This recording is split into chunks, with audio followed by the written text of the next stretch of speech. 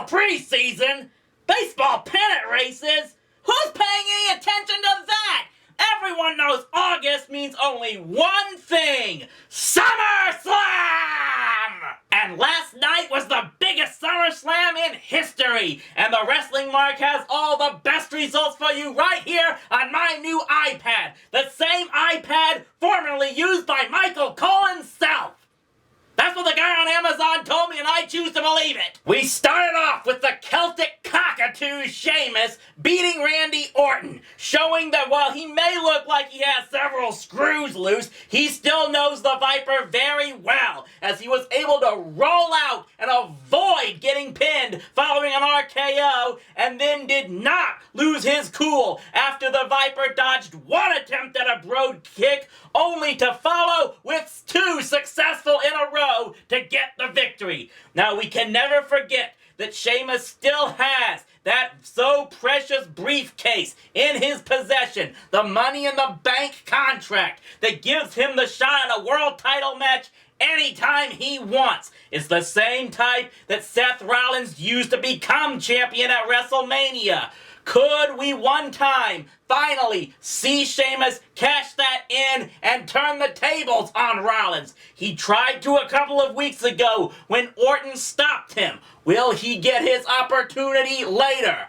More on the world title in a bit. We have new tag team champions as New Day won a fatal four-way with the primetime players, the Lucha Dragons, and Los Matadores. It was a chaotic battle as these matches usually are, and it came down to Titus O'Neil taking out the legal Matador and both Dragons at once. But he didn't know that Kofi Kingston had tagged himself in, and Kofi slipped in and got the pinfall to give his team the victory. You know, a lot of people seem to not like the New Day and their braggadocio ways, but to be perfectly honest, I kinda like it. That type of confidence can be very key, and it's pretty clear that these guys, they just love to have fun. And they could be having a lot of fun for some time, as long as they can retain those championships. Dolph Ziggler's match with Rusev ended up in a double countout where their women sometimes seemed more fired up than the guys did. In fact,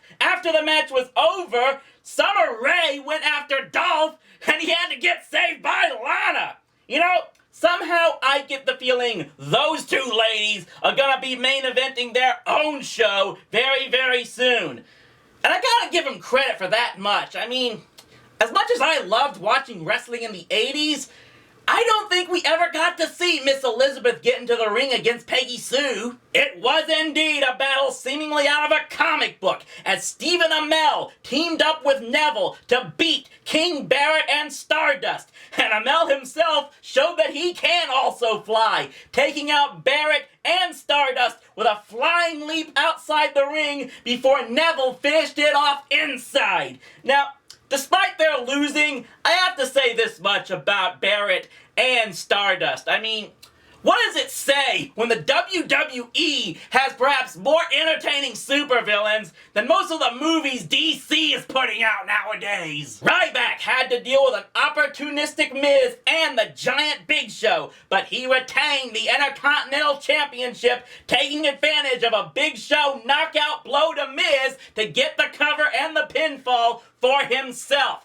It did show that perhaps Ryback does have more than meat inside that head of his, as he had the intelligence to kick Big Show out of the ring and go to Miz and take full advantage. If he could actually put some intelligence alongside that brute force, perhaps the Honky Tonks Man's record for the longest Intercontinental title reign ever could perhaps be in jeopardy in the form of Ryback. Dean Ambrose and Roman Reigns combined to beat Bray Wyatt and Luke Harper in a match where it looked like finally Ambrose may have learned to control his insanity.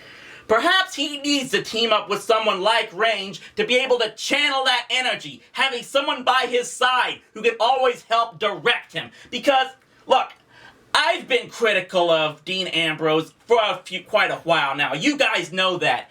He has the potential. He has the fire. He has the energy. maybe he can finally learn a way to channel that and be the star he perhaps can become. And maybe teaming up with him will finally get the crowd to warm up to a real future star in the making like Roman Reigns. I'm telling you, this guy is going to be something, whether some of these so-called fans want to believe it or not. It was a victory for Team PCB over the Bella team in a 9-diva, 3-team match with Becky Lynch, of all people, getting the final pinfall for the victory. I gotta admit, I was a bit skeptical coming into this match, just to have all these divas in the ring together. But I have to say I was impressed with it in the end. And it looks like perhaps indeed, thanks to stuff like NXT, which the previous day saw Sasha Banks lose her NXT Women's Championship to Bayley, another star who could be on the rise. It's starting to look like the Divas section of WWE is finally coming to the talent depth it used to have in the days of ruthless aggression. Somehow I got the feeling that Nikki Bella may finally be getting some competition for that Divas Championship, and she may not have it much longer. The Undertaker did get revenge against Brock Lesnar, though not without controversy, as Taker first appeared to tap out the Brock's Kimura lock, and the timekeeper signaled and rang the bell without the referee telling him to. And when the referee ordered the match to be resumed, Taker was able to get Brock to pass out to the Hell's Gate lock. Somehow, I get the feeling that especially as long as Paul Heyman is doing the talking, Brock is not going to let this thing end anytime soon. But personally, I kind of wish it will end like this. I mean, Taker, you've proven yourself. You've beaten them all. It's been 2.5 decades of domination and destruction. I think it's time for you to move on. I mean, not even a dead man can keep going like this forever. I mean, what's possibly left for you? Are you gonna go and call out Sting or something? But naturally, I've saved this one for last because I really can't be objective about this one.